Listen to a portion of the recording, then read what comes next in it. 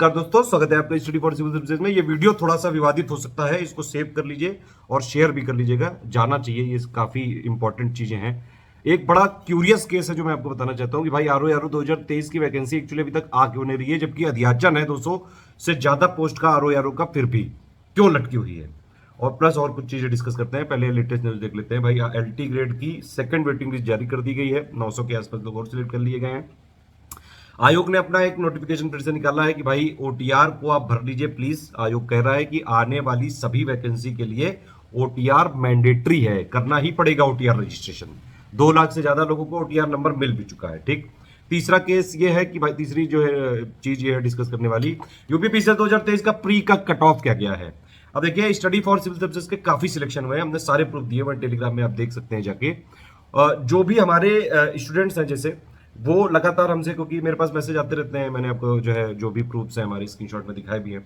Student लगातार interact करते रहते हैं, करीबन 1-1.5 मैसेज मेरे पास डेली आते हैं। एग्जाम डे में काफ़ी ज़्यादा हो जाते हैं। तो एक्चुअली अभी जिन लोग के सिलेक्टेड वाले मैंने मैसेज शेयर किए हैं टेलीग्राम में, उसी में अगर आप देखें तो वही लोग प्री में अपने कुछ मार्क्स भी बताए थे कि भाई इतने आ रहे हैं, क्योंकि हमारे पेड ग्रुप से थे कई सारे लोग, तो वो लगातार जो है कुछ ना कुछ डाउट गाइडेंस के लिए पूछा करते हैं। ठीक है, उनमें से मैं आपको बता रहा हूँ कि भाई कट ऑफ के लिए इतना, जैसे हर बार होता है ना, वही हुआ है इस बार भी। कहानी वही रही है। आप लोगों ने अपना जो नंबर है वो प्रोविजनल आंसर की से चेक किया है, रिजल्ट आया है मॉडिफाइड आंसर की पे। मैं आप लोगों से रिक्वेस्ट करूंगा कि आप लोग आयोग से अपील जरूर करिए, प्रार्थना पत्र करिए, और हो सके तो आरटीआई भी करिए। ठीक है, या फिर अगर कोई कोर्ट जाना चाहे तो वो अपने हिसाब से देख सकता है। ठीक है, तो ये चीज है। अब मॉडिफाइड की आयोग को ट्रांसपेरेंसी मेंटेन रखने के लिए जारी करनी चाहिए, लेकिन नहीं करता है आयोग। ये है मेन बात। अब मैं आपको बताता हूँ, कुछ ऑब्जर्वेशन अपने बताता हूँ, हो सकता है कि आप इससे सहमत ना हो। ये जो ऑब्जर्वेशन है वो ये है कि भाई कुछ लोगों के जो मार्क्स मुझे याद है, जनरल कैटेगरी में 118, 119, करीबन 119.3 समथिंग, 2-3 लोग के मार्क्स ऐसे थे जो लोग फाइनली सिलेक्ट भी हुए हैं। ओबीसी में अगर आप बात करें तो 117.3 समथिंग जो लास्ट मार्क्स हैं, जहां तक मुझे याद है, इतने में सिलेक्शन हुआ है। मैंने बाकायदा इस पे प्रूफ दिया है टेलीग्राम अपने, देखेंगे अगर आप हमारे टेलीग्राम चैनल में, फ्री वाला चैनल में, उसमें सारे मैंने दिए हुए हैं जहां जहां जो है दिखे हैं मार्क्स। ठीक है, तो ये इस तरह से है। तो कट ऑफ मेरे जो अनुमान के हिसाब से जो मैंने बताया था एक्सपेक्टेशन, मुझे लगता है अभी कि उसी के आसपास गया है, 120 के आसपास ही रहा है। बहुत ज्यादा तो नहीं गया है जैसा कुछ लोग क्लेम कर रहे हैं। हो सकता है कि उन्होंने अपने मार्क्स प्रोविजनल आंसर की से किए हो चेक। ठीक है, और अभी ये पता नहीं है कि कितने क्वेश्चन सही, मतलब काट दिए गए, गलत किए गए। अब ये भी न्यूज आपको 1-1.5 साल बाद ही मिलेगी। भाई ये आयोग है, यहाँ सब कुछ ऐसा ही होता है।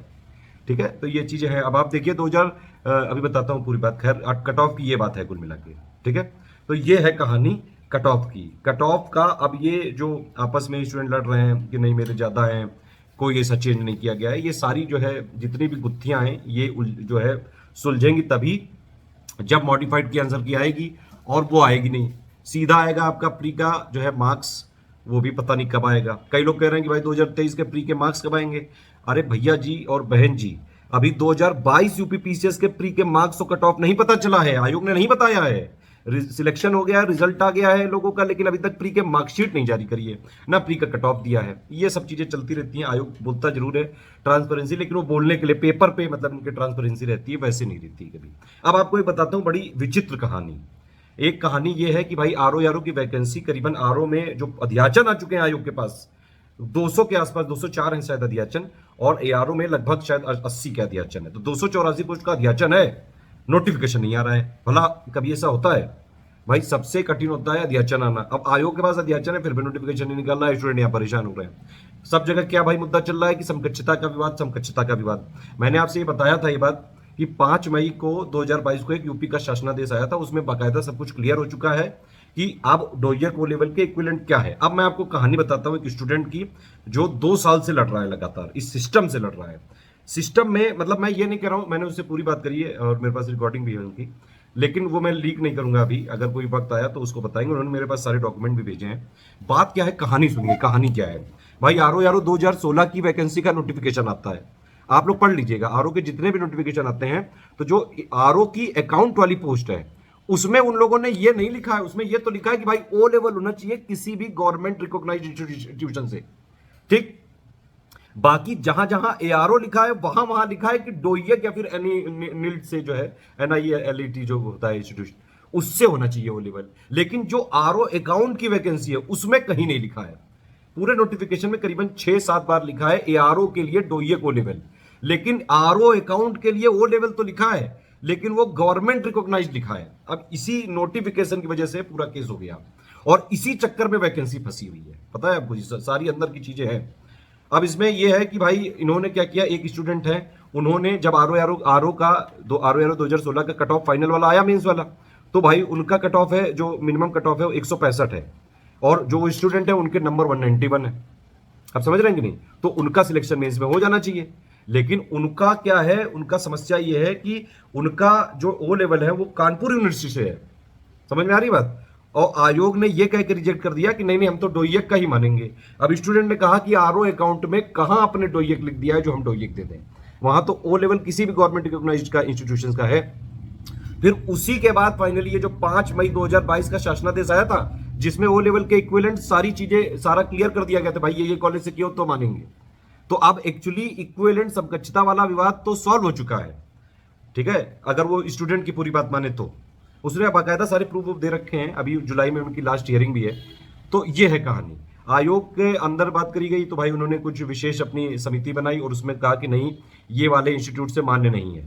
तो अब स्टूडेंट जो है कोर्ट चला गया, कोर्ट का भी यही कहना है कि भाई गवर्नमेंट रिकॉग्नाइज तो उत्तर प्रदेश की सरकार से मान्यता प्राप्त है भाई, बाकायदा कानपुर यूनिवर्सिटी ने खुद लिख के दे दिया है कि हाँ ओ लेवल के इक्विवेलेंट है, फिर भी अब जो है आयोग नहीं मान रहा है। तो ये कहानी चल रही है। आयोग को बाकायदा कोर्ट में जो है उस स्टूडेंट्स की ही जीत हुई है, लेकिन 2 बार केस में तो स्टूडेंट का मतलब पक्ष में फैसला आया, लेकिन फिर फाइनली एक आयोग ने विशेष अपील दाखिल कर दी है। अब वो विशेष अपील पे कहानी चल रही है पूरी। जैसे ही कोर्ट खुलेगा जुलाई में सबसे पहले शायद यही केस आएगा, तो ये वाला वैकेंसी तो सुलझेगी ही और आरओ की नई वैकेंसी भी आ सकती है। ठीक है, कहानी ये है पूरी। मैं उन्हीं स्टूडेंट से आग्रह करूंगा, अगर आप अपना जो है बात बताना चाहें तो आप अपनी आइडेंटिटी छुपा सकते हैं, क्योंकि वो ऑलरेडी वो स्टूडेंट कहीं ना कहीं अभी यूपी SSC में कार्यरत हैं और आने वाले टाइम पे, क्योंकि वो हैं तो सिलेक्टेड है ही एआरओ के और उन्होंने सारी चीजें जो है फुलफिल भी की है, तो उनको एआरओ की वो आरओ की अकाउंट की वो तो मिलेगी ही पोस्ट।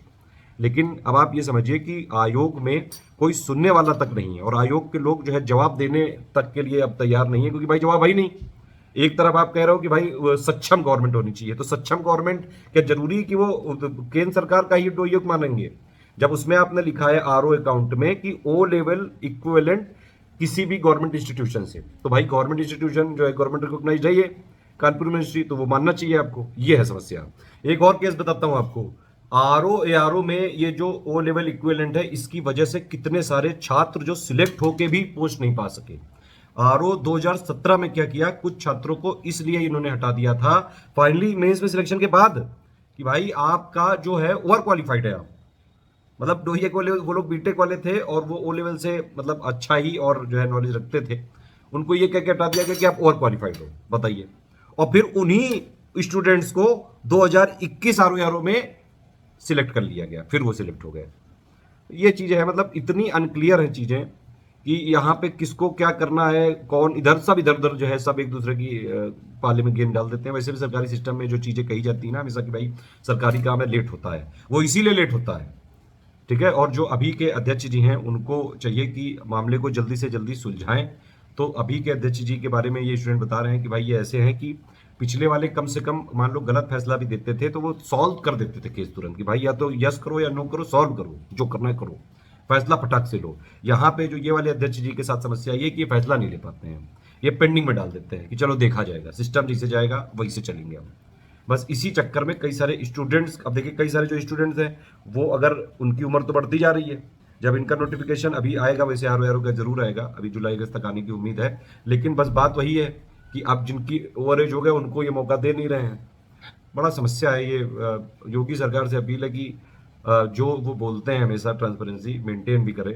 अभी चुनाव भी आने वाला है, स्टूडेंट्स को चाहिए कि कुछ ऐसा जो है प्रोटेस्ट जो संविधान और कानून, सारे कानूनों का पालन करते हुए हो सके, मतलब साइलेंट प्रोटेस्ट। आप ईमेल कर सकते हैं, आयोग के अध्यक्ष जी को लिख सकते हैं, मुख्यमंत्री जी को लिख सकते हैं, वहां तक बात पहुंचा सकते हैं, मीडिया तक बात पहुंचा सकते हैं, ताकि कुल मिला के जो स्टूडेंट्स के साथ है ना कि भाई अध्याचन आ गया तो नोटिफिकेशन निकल जाए, ये बात है। मॉडिफाइड आंसर की जारी होनी चाहिए। मतलब ये कुछ ऐसी चीजें हैं जो स्टूडेंट्स को बार बार इसके लिए मांगना नहीं पड़े। ये बाकी अगर आप देखें कई सारे स्टेट गवर्नमेंट की सरकारें, तो वो अपने आप ये स्टूडेंट्स का राइट है और ये उनको मिलने चाहिए।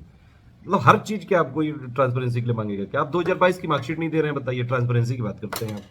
2022 की आपने प्री की, अभी तक मार्कशीट नहीं जारी की, प्री का जो है रिजल्ट नहीं कट ऑफ नहीं दिया अभी तक। बड़ी समस्या है इसमें।